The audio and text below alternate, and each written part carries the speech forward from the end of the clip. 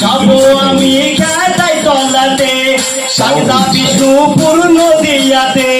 যাবো আমি খেতাই তলাতে সাগদা বিষ্ণুপুর নদিয়াতে যাবো আমি মায়ের কাছে যাবো আমি খেতাই তলাতে সাগদা বিষ্ণুপুর নদিয়াতে বড় মাপের মেলা হবে এখন দেখবেন তো আপনারা সবাই একজন